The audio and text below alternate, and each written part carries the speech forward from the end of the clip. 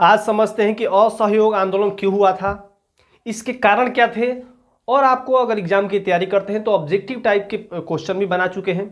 दूसरा, अगर आप इसके बारे में लिखना भी चाहते हैं तो आप क्यों बढ़िया से इसको लिख सकते हैं। तीसरी बात, अगर आपको किसी भी एग्जाम के बारे में अगर ज़्यादा डिटेल में वाइज जानना हो, किसी भी विषय के बारे में, किसी टॉपिक के बारे में, तो इसको भी बढ़िया से जान सकते हैं। मेरा चैनल में जाकर देखिएगा तो डिटेल वाइज सब चीज़ है, ध्यान रखिए। तो थोड़ा समझते हैं असहयोग आंदोलन क्यों हुआ था, कारण क्या थे इसके नेतृत्वकर्ता कौन थे, इसके परिणाम क्या हुए, इसके लाभ क्या हुए, इसके नुकसान क्या हुए, इसको थोड़ा बढ़िया समझते हैं। अंग्रेजों पर इसका क्या प्रभाव पड़ा, इसको समझते हैं। तो समझते हैं असहयोग आंदोलन। तो असहयोग आंदोलन, इसके नेतृत्वकर्ता थे गांधी जी। कौन थे? गांधी जी। तो गांधी जी, इसके असहयोग आंदोलन होने के कारण क्या थे, क्यों असहयोग आंदोलन गांधी जी को करना पड़ा, इसके कारण पहले समझते हैं। इसके बाद इसको समझते हैं इसके परिणाम क्या हुए, इसके निष्कर्ष का निकले, इसको थोड़ा समझते हैं। तो पहला कारण था रॉलेट एक्ट। देखिए, आपको पिछले वीडियो में बता चुके हैं, नहीं जानते हैं तो डिस्क्रिप्शन में लिंक दे देंगे, आप जाकर इसको चेकआउट देख सकते हैं इस वीडियो के बाद। तो रॉलेट एक्ट क्या है, लाया गया था 17 मार्च 1919 को। ये क्या है, ये बिना अपील, बिना दलील और बिना वकील के एक ऐसा कानून था जिसमें देश में हो रहे क्रांतिकारी गतिविधियों को रोकने के लिए, देश को आज़ाद कराने के लिए हर जगह, पंजाब, लाहौर, दिल्ली, अमृतसर, हर जगह जो था, हर देश के कोना कोना में आंदोलन हो रहे थे। इस आंदोलन को रोकने के लिए अंग्रेजों द्वारा एक कानून लाया गया, सिडनी रॉलेट की अध्यक्षता में। सिडनी रॉलेट, उन्हीं के नाम पर रखा गया रॉलेट एक्ट। रॉलेट एक्ट मतलब काला, इसे गांधी जी काला कानून भी कहते थे, ध्यान रखिए। उस समय वायसराय लॉर्ड चेम्सफोर्ड थे, ध्यान रखना है, क्वेश्चन पूछ देगा कि आपको बताइए कि उस समय वायसराय कौन थे, तो लॉर्ड चेम्सफोर्ड। तो रॉलेट उसी की अध्यक्षता में ये आया था। इसमें इसका भारतीयों ने बहुत जमकर विरोध किया। एक जगह दिल्ली में डॉक्टर, देखिए क्वेश्चन पूछेगा, स्वामी श्रद्धानंद जी ने दिल्ली में सभी लोगों को 6 अप्रैल के दिन, ध्यान रखिए 6 अप्रैल के दिन सभी को इकट्ठा किया और वहाँ पर आंदोलन करने लगे। आंदोलन क्यों कर रहे थे? इसके विरुद्ध में रॉलेट एक्ट। अब हम पिछले वीडियो में बताए थे, रॉलेट जब पढ़ा रहे थे कि ये आंदोलन लाहौर में भी हो रहा था, पंजाब में भी हो रहा था और दिल्ली में भी हो रहा था, हर जगह इसका आंदोलन हो रहा था, ध्यान रखना है। तो रॉलेट एक्ट जब यहाँ पर हो रहा था तो 6 अप्रैल को सत्याग्रह दिवस के रूप में वहाँ पर मनाया गया और हर बहुत लोग जुटे हुए थे। ये बात अंग्रेजों को अच्छा नहीं लगी, क्योंकि उसमें कहा था कि रॉलेट एक्ट में कि हर जगह आंदोलन नहीं करना है, आपको आंदोलन से मतलब हर जगह कहीं भी आंदोलन नहीं करना है, लेकिन ये लोग कर रहे थे। इस वजह से अंग्रेजों ने क्या किया, कुछ सिपाही आए और वहाँ पर अंधाधुंध गोली चलाने लगे। तो अंधाधुंध गोली में 5-6 गो जो भारतीय थे वो मारे गए। ये आंदोलन जो था थोड़ा सा और उग्र हो गया, क्योंकि गोली कुछ भारतीय लोग मारे गए, इस वजह से ये आंदोलन बहुत ज़्यादा उग्र हो गया। वही है रॉलेट एक्ट, ध्यान में समझ में आ गया। किसकी अध्यक्षता में सिडनी रॉलेट कब आया था? 17 मार्च 1919 को। बताइए, सत्याग्रह दिवस उस समय कब मनाया गया? 6 अप्रैल को। कहाँ पर? दिल्ली में स्वामी श्रद्धानंद दिल्ली की अध्यक्षता कर रहे थे, वही मनाए थे। 5 लोग मारे गए, इस वजह से वहाँ पर बहुत सारा आंदोलन होने लगा, उग्र हो गया। उसी समय गांधी जी ने कहा था कि हमने तो रोटी मांगा था, हमने तो रोटी मांगा था, इन्होंने तो हमें पत्थर दे दिया। उन्होंने रॉलेट एक्ट के विरुद्ध में कहा था कि हमने तो रोटी मांगा था कि रोटी दो, उन्होंने पत्थर हमें धरा दिया। हम तो आंदोलन कर रहे थे अपने देश को आज़ाद कराने के लिए, हम लोग तो हर जगह मूवमेंट कर रहे थे अपने न्याय के लिए, हो रहे शोषण के लिए, इन्होंने हमें पत्थर धरा दिया रोटी के बजाय, हम न्याय के बजाय हमें और अन्याय करने पर मजबूर कर दिया। तो ये गांधी जी ने कहा था। तो दूसरा कारण क्या था, दूसरा समझते हैं। दूसरा कारण था जलियांवाला बाग। देखिए जलियांवाला बाग क्या है, पंजाब में एक जगह है जलियांवाला, वहीं पर इस जगह पर हत्याकांड हुआ था। इसको थोड़ा समझते हैं बढ़िया से।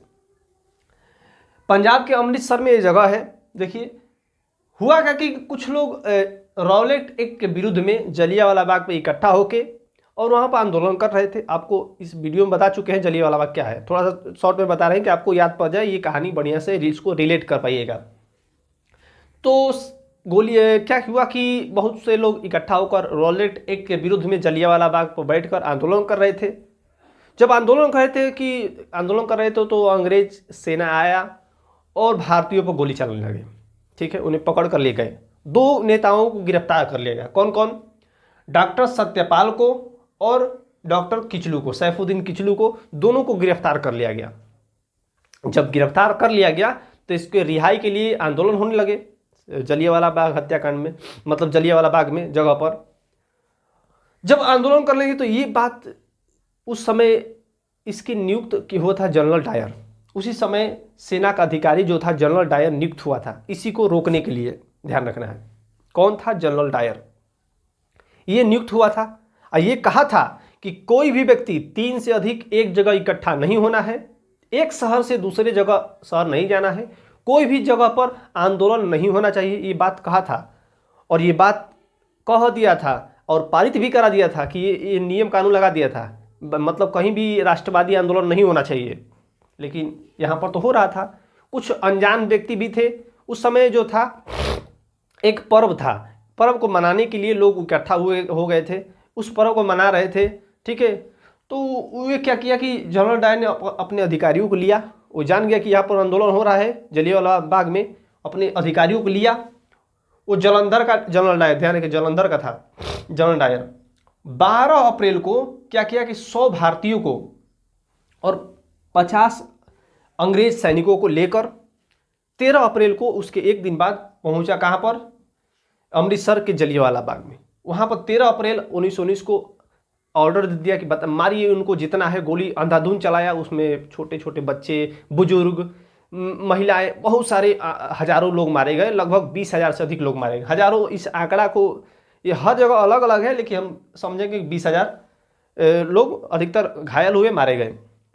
इसमें 379 को मृत्यु हुआ और 137 को घायल हो गए। ये सरकारी आंकड़ा है। सरकारी आंकड़ा कुछ और होता है, वास्तविकता कुछ और होती है, ध्यान रखिए। सरकारी आंकड़ा में कुछ और दिखाया जाता है और वास्तविक रूप से कुछ और होता है। बहुत सारे ऐसी घटना हुई, जैसे अभी ट्रेन हादसा हो गया तो उसमें कुछ और दिखाया जाता है। सरकारी आंकड़ा में इतने व्यक्ति मारे गए, क्यों? अपनी इमेज को बचाने के लिए। तो अंग्रेज अपनी इमेज को बचाने के लिए इतना ही आंकड़ा रखे थे, लेकिन वास्तविकता जो होता है बहुत सारे आदमी मारे गए थे, जिसमें बूढ़ बुजुर्ग, बच्चे, बहुत सारे निर्दोष लोग थे। तो ये पता अंग्रेजों को चल गई कि जनरल डायर ने निर्दोष लोगों पर गोली चला दिया है। देश में बहुत किरकिरी हुई और उसी समय गांधी जी ने कैसर-ए-हिंद की उपाधि लौटा दी थी और रविंद्रनाथ टैगोर ने नाइटहुड की उपाधि लौटा दिया था, ठीक है, ये जलियांवाला बाग हत्याकांड में। क्योंकि वो बोल रहे थे कि अगर हम क्या करेंगे ऐसी उपाधि का लेकर, जब हमारे देश के लोगों को आप मार रहे हैं।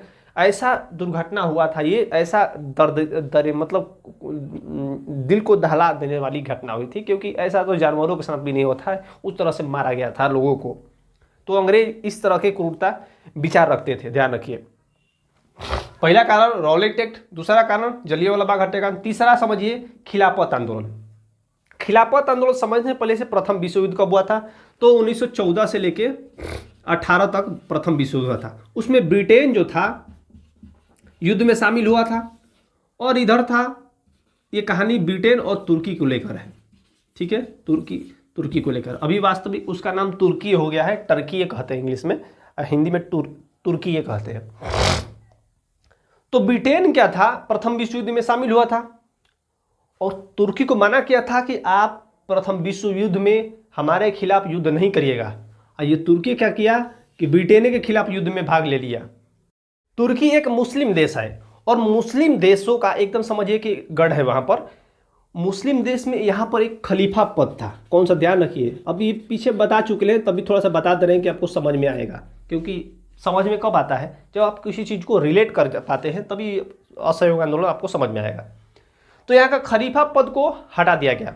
कौन हटाया? ब्रिटेन ने हटा दिया और यहाँ पर लोकतंत्र की बहाली कर दी।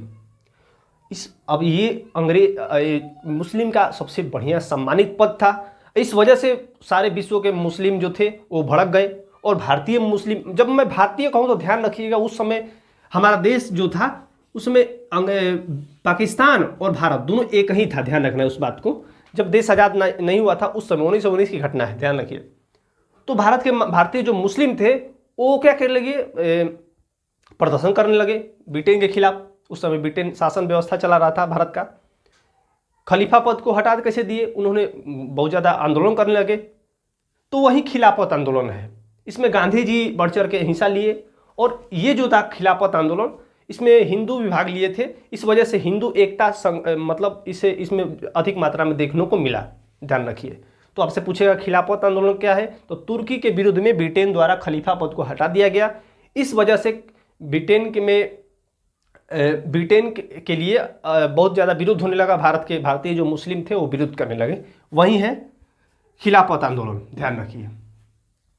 जब ये कारण सब हो गया तो गांधी जी ने जब देखा कि ये सब कारण है, रॉलेट एक्ट, जलियांवाला बाग, खिलाफत आंदोलन, अन्य जो कारण थे उसको लेकर मुद्दा बनाकर, तो गांधी जी ने प्रस्ताव पारित किया। कांग्रेस अधिवेशन कहां पर हुआ था? कलकत्ता में। कौन सा अधिवेशन? कांग्रेस का सितंबर 1920 में एक अधिवेशन हुआ कलकत्ता में। उसमें क्या किया, उसके सभापति लाला लाजपत राय थे। इसमें गांधी जी ने असहयोग आंदोलन को पारित करवा दिया, बहुत बहुमत से पारित करा दिया। ठीक है, बहुत सारे नेता जो थे विरोध कर रहे थे, जैसे लाला लाजपत राय और कुछ अन्य नेता, वरिष्ठ नेता जो थे उसका विरोध कर रहे थे, लेकिन लास्ट में पारित हो गया। और जब पारित हो गया तो एक बार नागपुर अधिवेशन फिर हुआ। देखिए बहुत इंपॉर्टेंट है नागपुर अधिवेशन, पुनः प्रस्ताव पारित किया। उसमें क्या कि नागपुर अधिवेशन, कांग्रेस का नागपुर अधिवेशन दिसंबर 1920 में हुआ, कलकत्ता सितंबर में, नागपुर दिसंबर में, ध्यान रखिए 1920 में अधिवेशन हुआ। इसमें गांधी जी ने पुनः इसे पारित करवा दिया बहुत सारे बहुमत से। इसमें क्या था कि पूर्ण स्वराज की मांग थी। इसमें नागपुर अधिवेशन में कहा गया, चर्चा हुआ कि कौन कौन चीज़ पर मुद्दा पर बात किया जाएगा, अंग्रेजों के साथ लड़ा जाएगा। तो पहला था कि पूर्ण स्वराज की मांग की जाएगी। कांग्रेस के नीतियों में परिवर्तन किया गया। कांग्रेस की नीति क्या थी कि जाओ अंग्रेजों के सामने पत्र लिखो और अपनी मांगों को पूरा करवाओ। लेकिन ये जो नीति थी इस अधिवेशन में, नागपुर अधिवेशन में बदल दिया गया। अब कहा कि नहीं, बस की बात नहीं है, अब भीख मांगने से कोई फायदा नहीं है, सख्ती से कदम उठाना पड़ेगा, तब जाके हमारा देश को आज़ादी मिलेगी। इस वजह से कांग्रेस ने अपने नीतियों में परिवर्तन किया। वहाँ जो पत्र लिखकर जो काम चल रहा था, अंग्रेजों के से रिक्वेस्ट कर रहे थे, वो ख़त्म कर दिया, कहीं कि नहीं अब सख्ती से कदम उठाना पड़ेगा। तो नागपुर अधिवेशन बहुत ज़्यादा इंपॉर्टेंट है, ध्यान रखिए। अब इसके उद्देश्य क्या थे उसको समझते हैं। पहला उद्देश्य था ब्रिटिश सरकार के जो सरकार शासन तंत्र है उसको ध्वस्त करना, खत्म करना, इसका पहला उद्देश्य था। नागपुर अधिवेशन में ये असहयोग आंदोलन से संबंधित जो भी चीज़ें बताई गई उसमें कहा गया कि नहीं, ब्रिटिश शासन व्यवस्था को सबसे पहले खत्म करना पड़ेगा। तो दूसरा था कि सरकारी उपाधियों और अवैतनिक पदों को छोड़ना। जो भी सरकारी उपाधि, जैसे नाइटहुड की उपाधि रविंद्रनाथ टैगोर ने दे दिया, हटा दिया, त्याग कर दिया, और गांधी जी ने कैसर हिंद की उपाधि को लौटा दिया। तो ये सब था। अवैतनिक पदों मतलब जो भी वेतन हमको अंग्रेज नहीं दे रहे हैं उन पदों को छोड़ दीजिए और उपाधि जो है उसको लौटा दीजिए अंग्रेजों को। ये छोटे छोटे कदम जो थे देश के आज़ाद कराने में बहुत ज़्यादा महत्वपूर्ण योगदान दिया और अंग्रेजों को शासन व्यवस्था को कम करने में बहुत ज़्यादा योगदान किया नागपुर अधिवेशन, ध्यान रखिए। आगे क्या हुआ कि स्थानीय संस्थाओं के मनोनीत सदस्य अपनी त्यागपत्र दे दें। जो स्थानीय संस्था बनी है, जो अंग्रेज बनाए हैं, उनमें जो मनोनीत सदस्य हैं, जो भी भारतीय हैं, वो अपना त्याग पत्र दे दे, हम अब भारतीय मतलब अंग्रेजों के साथ काम नहीं करेंगे, ध्यान रखिए। तीसरा कि न तो सरकारी दरबारों और न ही समारोह में सम्मिलित हुआ और न जाए और न ही सरकार के स्वागत में कोई समारोह आयोजित किया जाए। मतलब किसी भी सरकारी जो काम हो रहा है अंग्रेजों के खिलाफ, अंग्रेजों के साथ जो भी समारोह हो रहे हैं, जो सरकारी बुलाहट है उसमें न जाए, सब मना कर दे, एकदम सख्ती से मना कर दिया गया। इस अधिवेशन में ये सब बातें लिखी गई थी। आगे क्या है कि सरकारी जो स्कूल थे और जो सरकारी कॉलेज थे उसको बहिष्कार किया गया। वहाँ इस जगह पर जो राष्ट्रीय स्कूल की स्थापना की गई, जैसे कि गुजरात विद्यापीठ और काशी विद्यापीठ, दिल्ली के जो जामिया मिलिया विश्वविद्यालय है उसकी स्थापना की गई और उसको ज़्यादा प्रमोट किया गया। सरकारी स्कूल को बहिष्कार किया गया और सरकारी स्कूल और कॉलेज में छात्रों को मना कर दिया गया जाने को। छात्र जो थे बहिष्कार कर दिए कि हम जो भी सरकार जो अंग्रेजों द्वारा बनाया गया है उसमें हम नहीं जाएंगे, इसके लिए बहिष्कार कर दिया गया इस आंदोलन के तहत। आगे आंदोलन अदालतों का बहिष्कार किया गया, जो भी सरकारी अदालत थे उसको बहिष्कार किया गया। इस असहयोग आंदोलन में ये परिणाम हुए थे। अदालतों का बहिष्कार हुआ, विदेशी माल का बहिष्कार हुआ। जो भी विदेशी माल था, जो भी विदेशी कपड़ा था, जो भी विदेशी हर चीज़ था, जितने भी विदेशी चीज़ें जो अंग्रेजों द्वारा लाए गए थे उसको बहिष्कार किया गया। और जो देशीकरण है, स्वदेशी को अपनाया गया। स्वदेशीकरण में जो सूती के वस्त्र थे, जो भी खादी वस्त्र है, खादी वस्त्र को अधिक मात्रा में प्रमोट किया गया, खादी वस्त्रों को पहना गया और लोग इसको बहुत ज़्यादा चाव से प्रमोट भी किए और पहनते भी थे, ध्यान रखिए। तो स्वदेशी के अपनापन बढ़ गया। और माउंट फोर्ड योजना जो 1919 के अधिनियम में आया था, माउंट फोर्ड योजना, ये क्या है कि जो भी विधानमंडल में जो भी निर्वाचित सदस्य है जो खड़े हैं उनको कहा गया कि नहीं आप खड़े नहीं है, बैठ जाइए, अब हमको खड़ा होने की जरूरत नहीं है। और जो भी वोट देने वाले मताधिकार थे, जो भी जनता थी, उसको कहा गया कि आप वोट मत दीजिए। मतलब हर तरह से इनको बहिष्कार करने लगे सब लोग इस आंदोलन के तहत। इसका नाम ही है असहयोग आंदोलन, मतलब सहयोग नहीं करेंगे अब। आगे जो सैनिक थे, जो भारतीय सैनिक जी क्लर्क थे, मजदूर थे, पेशे से मजदूर थे, उनको कहा गया कि अब सेवा से त्याग कर दीजिए, आपको काम नहीं करना है, क्योंकि इन अंग्रेजों के जो भी दमनकारी नीतियां हैं उनको खिलाफ लड़ना है, इनको हटाइए। फिर अस्पृश्यता का निवारण किया गया। अस्पृश्यता मतलब होता है कि छुआछूत अधिक मात्रा में देश में बढ़ रहा था, उसको हटाने के लिए ये नागपुर अधिवेशन में ये बात की चर्चा की गई, इसको हटाया भी के कोशिश की गई। लेकिन काश ऐसा होता कि हर जगह से हट जाता। लेकिन अभी भी भारतीय इतिहास में और भारत के अभी भी वर्तमान में छुआछूत मतलब ख़त्म नहीं हुआ है, इस बात को ध्यान रखिए। तो आप कमेंट में बताइएगा कि छुआछूत अस्पृश्यता का अंत आर्टिकल नंबर कब में है, मतलब अनुच्छेद कब में है, ध्यान रखिए संविधान के, कमेंट में बताइएगा। हिंदू मुस्लिम एकता पर बल दिया गया। जो भी हिंदू मुस्लिम जो एकता था उस पर बहुत ज़्यादा बल दिया गया। पंचायतों की स्थापना की गई, जो भी ग्राम पंचायत थे उनकी स्थापना की गई इस आंदोलन के तहत। इसके रिजल्ट क्या हुए कि राष्ट्रीयता तक भावना का प्रसार हुआ। हर जगह देश में ये फीलिंग आ गई कि हाँ हमारा देश को आज़ाद कराना है, हमारा देश पहला प्राथमिकता है। इस राष्ट्रीयता मतलब पेट्रियोटिक मतलब जो है हर देश में देशभक्ति जग गई, ध्यान रखिए। दूसरा, जनता स्वदेशी वस्तुओं के प्रति बहुत ज़्यादा प्रेम होने लगा, खादी वस्तुओं का उपयोग करने लगी, स्वदेशी वस्तुओं को अपनाने लगी, ध्यान रखिए। सरकार की जड़ें जो है हिलने लगी धीरे धीरे। इसमें परिणाम क्या हुआ कि सरकार जो था धीरे धीरे डरने लगी सरकार कि अब क्या होगा। सरकार इसलिए डर रही क्योंकि हर जगह से आंदोलन होने लगा, हर जगह से बहिष्कार होने लगा। जब हर जगह से बहिष्कार होने लगा तो सरकार डर गई इस बात को लेकर। जनता में आत्मनिर्भरता आ गया, सेल्फ कॉन्फिडेंस आ गया कि हमको क्या करना है, निडरता आ गया कि अब डरेंगे नहीं। जो भी अंग्रेज थे उनको डरना नहीं है, डट के सामना करना है, ये थोड़ा सा सेल्फ कॉन्फिडेंस आ गया। और सामाजिक सुधार, जैसे कि बताएं अभी अस्पृश्यता का अंत हो गया। सामाजिक सुधार में एक और ये था कि जो जहरीली शराबें थीं उनको पर प्रतिबंध लगाया गया कि लोग ना पिए। इस वजह से बहुत लोग मर रहे थे, इस वजह से असहयोग आंदोलन में ये मुख्य कारण था कि जहरीली शराबों को रोकना, सामाजिक सुधार, अस्पृश्यता का अंत, छुआछूत का अंत। और सामाजिक सुधार जो था बहुत सारे थे, जिसमें स्वदेशी को अपनाना, अपने देश के प्रति राष्ट्रीयता की भावना लाना और विदेशी व्यापारों मतलब विदेशी सामानों का बहिष्कार करना, ये इसका मुख्य लक्ष्य था।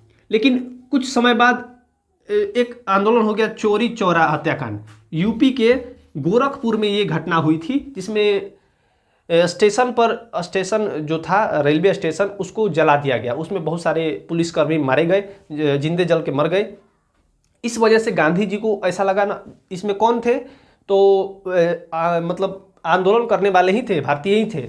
और क्या किए, स्टेशन में आग लगा दिए और बहुत सारे लोग मारे गए। इस वजह से गांधी जी को एक कदम असहयोग आंदोलन को पीछे खींचना पड़ा, क्योंकि वो चाहते थे कि हिंसा इसका मतलब मार्ग नहीं हो सकता, अहिंसा से ही सब कुछ किया जा सकता है। इस वजह से गांधी जी को एक कदम पीछे हटना पड़ा, चौरी चौरा हत्याकांड। तो आप चौरी चौरा हत्याकांड नहीं जानते हैं तो इस पर वीडियो हम बना देंगे, वीडियो बना दिए है, आप इसको देख सकते हैं कि चौरी चौरा हत्याकांड क्यों हुआ था, कैसे हुआ था, इसके कारण क्या थे। ठीक है, तो ये सब कारण थे जो असहयोग आंदोलन हुआ था। तो आपको आई होप आपको समझ में आएगा कि असहयोग आंदोलन के कारण क्या थे। इससे संबंधित जो भी प्रश्न है ये आपको बनता है, ऑब्जेक्टिव में यही सब पूछता है। ध्यान रखिए, असहयोग आंदोलन के नेतृत्व गांधी जी ने किया था। तो असहयोग आंदोलन भारत के इतिहास में सबसे एक मुख्य आंदोलन कहते हैं।